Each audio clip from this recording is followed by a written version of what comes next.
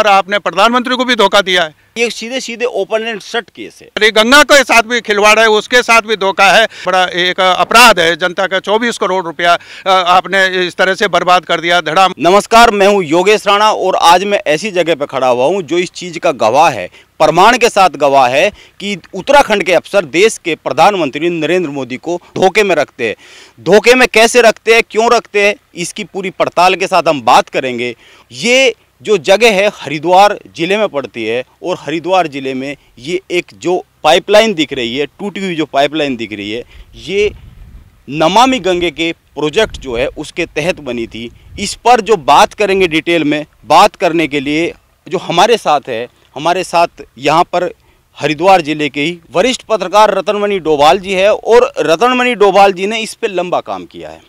आप एक बात बताइए सर, जैसे आपने इस पे तमाम डॉक्यूमेंट इकट्ठे किए हैं और आपने इस प्रोजेक्ट को लेकर अफसरों की और अधिकारियों के साथ साथ मंत्रियों की, नेताओं की नींद तोड़ने का प्रयास किया है, तो इस प्रोजेक्ट को लेकर ये क्या मामला है? तो ये योजना सराहनीय योजना थी, बहुत अच्छा प्रोजेक्ट एक बनाया गया था और उसका उद्देश्य ये था कि जो नमामि गंगे, जो प्रधानमंत्री का जो अपना ड्रीम प्रोजेक्ट अपना है पूरे देश में कि गंगा को अविरल निर्मल बनाने का, वो सपना उत्तराखंड में भी था कि उत्तराखंड ये मैदानी क्षेत्र है, हरिद्वार यहाँ मैदान को छूती है गंगा गौमुख से आके।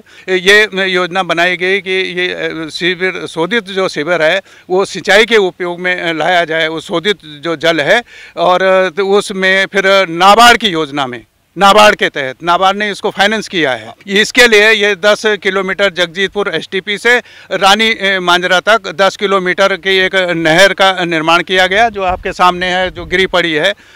ये पूरा 23 करोड़ 65 लाख का एक योजना ये बनाई गई थी तो नाबार्ड। सर ये बताइए, ये 24 करोड़ पानी में बहा गया है, ये कब योजना बनी और कब इसको शुरू हुआ? ये 2017 में जब ये सरकार, अभी जो वर्तमान सरकार है, यही सरकार के समय में ये प्रारंभ हुआ। यही सिंचाई मंत्री हैं जिनके समय में ये शुरू हुआ ये परियोजना। और ये सितंबर में प्रधानमंत्री ने जब उत्तराखंड के 525 करोड़ की नमामि गंगे की योजनाओं का लोकार्पण किया था, उसी में इस नहर इसका भी लोकार्पण किया गया था। और तभी यहाँ के जो ग्रामीण हैं, जो प्रधान है ग्राम रानी मांजरा में और कुछ अन्य ग्रामीणों ने प्रधानमंत्री को लिखित में शिकायत की कि तो चल ही नहीं रही है नहर, एक दिन में ही धड़ाम हो गई है। उसके बाद हमने सूचना अधिकार में जब इसके पूरी परियोजना के पत्राचार अभिलेख हम निकाले, तो अभिलेखों में ये घोटाला साबित हुआ कि इसका पूरा डिजाइन ही चेंज कर दिया गया, जिसका नतीजा ये है कि यह धड़ाम हो गई है।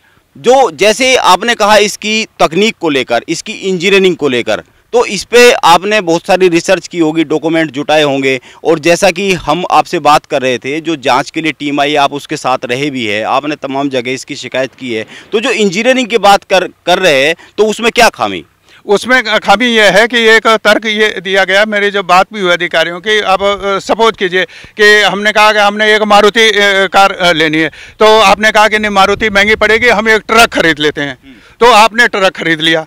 जो डिजाइन ये था कि आप यहाँ कॉलम खड़े करेंगे, कॉलम पर ये पाइप ले जाएंगे और ये रहेगा, तो उसकी जगह पे आपने कहा कि हम दीवार बनाएंगे, ये दीवार बना दी और दीवार के ऊपर आप ले गए, और वो दीवार भी इतना घटिया किस्म के, आपने देखा होगा, मैंने आपको दिखाने की कोशिश की है, जो बोल्डर वहाँ पड़ा हुआ है, दोनों तरफ दीवार खड़ी करेंगे, वो उसमें पानी की निकासी की कोई व्यवस्था नहीं की। अगर कोई एक्सपर्ट ठेकेदार भी होता है तो ये वो भी इसमें नहीं था, लोगों को उपकृत किया गया। जो राजनीतिक लोग थे, जो ये कॉकस जो है उसको उपकृत करने के लिए, ये जिन्होंने कभी कोई काम नहीं किया था वो पात्र भी नहीं थे। ऐसे जो अभिलेख हैं, अभिलेख वो सिंचाई विभाग के जो अभिलेख हैं, जो सूचना अधिकार में मिले हैं, वो इसके साक्षी हैं कि वो लोग पात्र ही नहीं थे इस काम करने के, लेकिन उनको उपकृत किया जाना था तो उपकृत किया गया, और उसका नतीजा है कि ये धड़ाम हो गई। ये तो एक बात हो गई सर। अब एक इसमें बड़ा सवाल ये आता है कि आपने इसको ये सीधे सीधे ओपन एंड शट केस है। ये सीधे सीधे दिख रहा है कि अगर कोई परियोजना का देश के प्रधानमंत्री लोकार्पण करते हैं सितंबर 2020 में, और वो सितंबर 2020 में ढह जाती है, वो एक भी दिन काम नहीं आती, सिंचाई के पानी तो छोड़िए उसमें पानी चल भी नहीं पाता है, तो ये ओपन एंड शट केस है। इसमें एक जांच हो चुकी है, आपसे जो हमने बात की, दूसरी जांच के लिए आपके प्रयासों से इसमें दूसरी जांच के लिए बैठी है, कोई समिति बनी है, कोई टीम बनी है, जांच कर रही है, तो इसमें क्या बहुत ज़्यादा जांच की ज़रूरत है? और 2020 से लेकर अभी 2022 आने वाला है, चुनाव की तैयारियां हो रही है, तो इतनी बड़ी लंबी जांच के लिए समय चाहिए था क्या? नहीं, मैं इसमें ये जोड़ दूं, आप जो ठीक कह रहे हैं उससे सहमति व्यक्त करते हुए, साथ में ये जो ग्रामीण क्षेत्र है, जो यहाँ विधायक हैं, मैं उनसे भी मिला हूँ, उनसे भी बात की है। आज वो कैबिनेट मंत्री हैं ग्रामीण विकास के हैं। उनसे जब मैंने ये जानकारी की कि आपके क्षेत्र में ये 24 करोड़ की नहर एक दिन भी चली नहीं, धड़ाम नहीं, तो उन्होंने भी ये कहा, बाइट दी है बाकायदा उन्होंने, और ये कहा कि नहीं, मैंने भी इसकी शिकायत की है। तो मैंने कहा, जब आपने शिकायत की तब आप विधायक थे और आप सरकार हैं, कैबिनेट मंत्री है, तो अब तो आपको देखना है।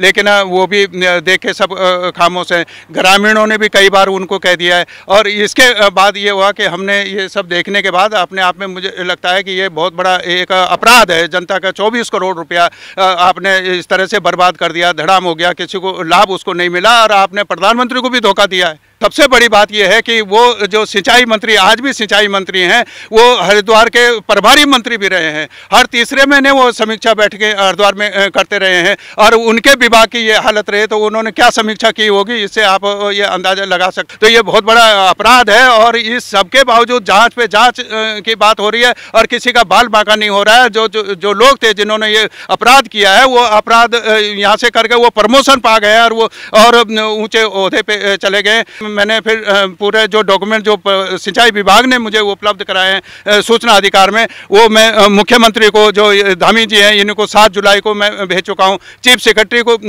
भेज चुका हूँ, रजिस्टर से भी, मेल से भी। आनंद वर्धन को भेज चुका हूँ, जो सिंचाई प्रमुख सचिव भी थे और मुख्यमंत्री के अपर मुख्य सचिव भी थे, उनको भेज चुका हूँ। नाबार्ड महाप्रबंधक को भेज चुका हूँ, वित्त सचिव को मैं भेज चुका हूँ, और सिंचाई सचिव को भेज चुका हूँ।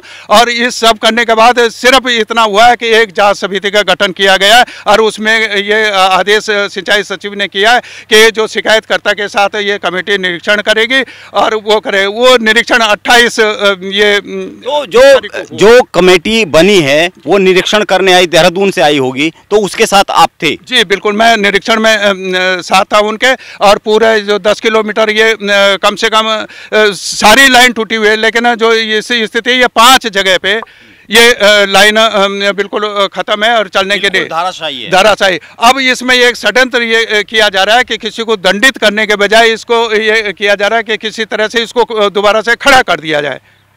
ये आपका कहना ये है कि इसको किसी तरीके से मेक ओवर कर दिया जाए, लेकिन जब जहाँ जांच के लिए दल आया था, आप उसके साथ थे, तो जांच दल के साथ जो उस समय आपकी बात हो रही है, कुछ ऑफ रिकॉर्ड हुई होगी और उन्होंने जो भी रिपोर्ट दी होगी, उस समय अफसरों का क्या कहना था इसको देखकर?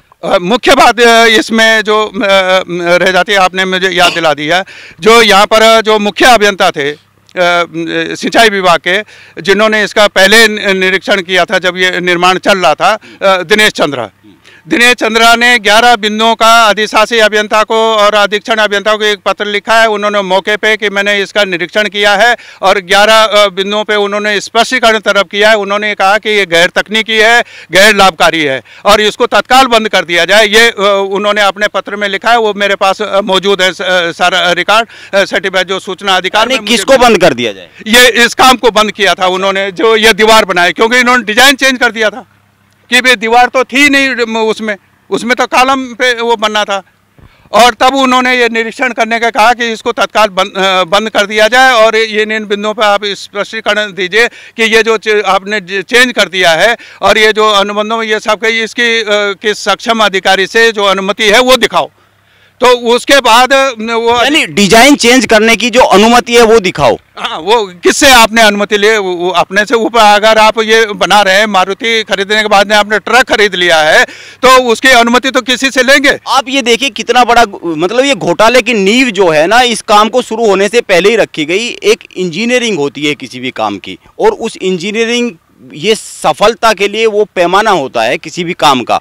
तो ये खंभों पे खड़ी होनी थी, अगर हम साधारण सी भाषा में कहें, और खंभों पे खड़ी होने की बजाय ये क्या है, दीवार पर खड़ी कर दी गई। सही कह रहे हैं। इसमें आप देखिए कि हम घर बनाते हैं, अपना छप्पर भी अगर बनाते हैं तो उसमें पानी निकासी के लिए पतला न लगाते हैं, कि भाई इसमें पानी ना भर जाए, ये कैसे जाए। इन्होंने इतनी बड़ी ये बना दिया, मतलब मारुति की जगह आपने ट्रक खरीद लिया और वो ट्रक पर ये लाइन रख दी है। अब ये ट्रक चलेगा कैसे, ये आपने वो लगाया नहीं कि कहीं भी आप पूरे इसमें देख लीजिए, अगर आपने पिलर से ये दीवार बनाई है तो ये दीवार से यहाँ पानी भरेगा, उधर पानी ये कहाँ से निकलेगा।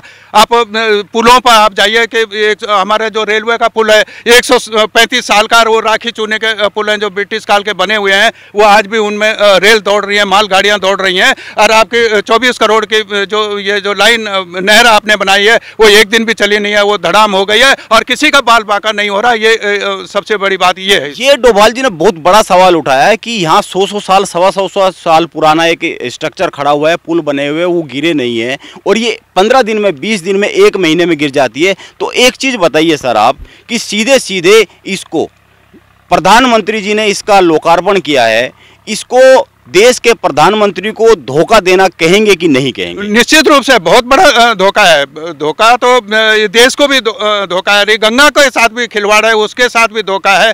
जो रोज ये गंगा के जो खाते हैं और अधिकारी वगैरह, ये सरकार सबके साथ धोखा है। सबसे बड़ी बात ये किसी के पैसा, ये आम जनता का पैसा है और उस पैसे की ये बर्बादी है और उस बर्बादी के लिए कोई जिम्मेदार नहीं है। सब ये बड़ी बात है। इसमें एक और बड़ा सवाल बनता है सर कि मां गंगा को निर्मल करने के लिए ये प्रोजेक्ट था। जब ये प्रोजेक्ट ढह गया तो जो गंदगी मां गंगा में जा रही थी वो अब जा रही है कि नहीं जा रही है? नहीं, बिल्कुल वहीं जा रही है। कहाँ जाएगा फिर? जल तो जाना ही है उसने, गंगा में जाना है। आप कहें कि नहीं जा रहा है, उससे तो वो बात बन नहीं जाएगी। जाहिर सी बात है, वो जाएगी गंगा में जाएगा वो। तो ये जो पड़ताल है हकीकत उत्तराखंड की, ये हमारी जारी रहेगी और इसी तरह के मामले सामने लाना हमारी जिम्मेदारी बनती है, क्योंकि एक जिम्मेदार नागरिक का और एक जिम्मेदार पत्रकार का ये कर्तव्य है। तो मिलते हैं अगली रिपोर्ट के साथ।